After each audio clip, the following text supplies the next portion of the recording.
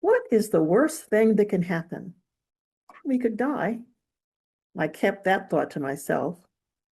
It wasn't the kind of thing you shared with a child, especially one as smart as Lovey.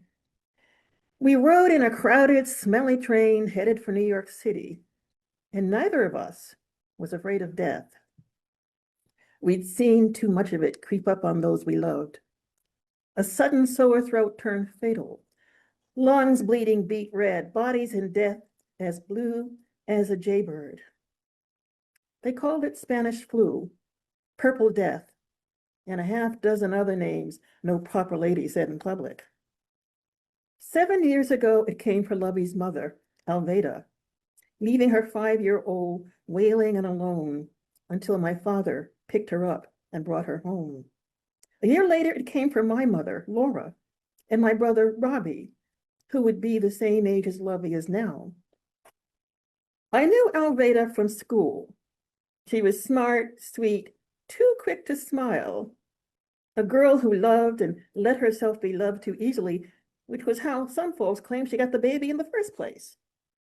Some took it upon themselves to warn us about loose behavior passing down from mother to child.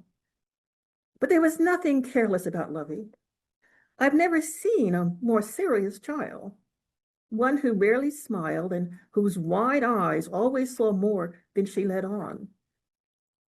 Lovey took nothing for granted and knew a lie when she heard one, so I never lied to her.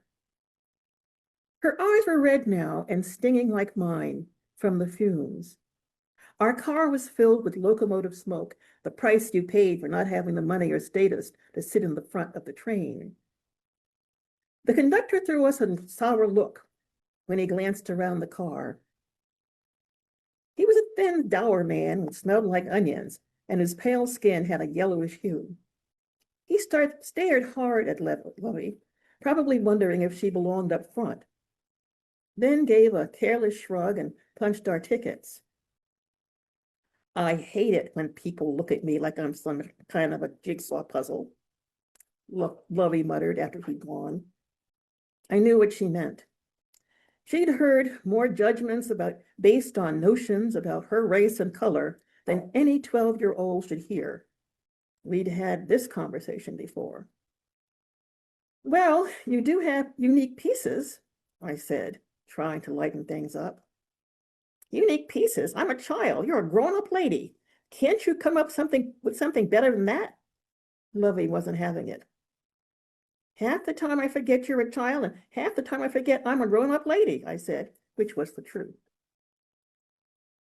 She scrunched her lips together in a smile, like Alveda had, which brought her mother to mind, though they looked nothing alike. Alveda's skin was the color of pecans, Lovey's like almonds, close to that of her father, the fun-seeking son of the rich white man Alveda had worked for. Alveda had never actually told anyone who had fathered her child, but most of us had guessed. Had she loved this man, then too ashamed or afraid to admit it? What about Lovey crying there beside her as she died? Had she told her daughter who he was? Or assumed in her carefree way that she'd tell the child when she grew up?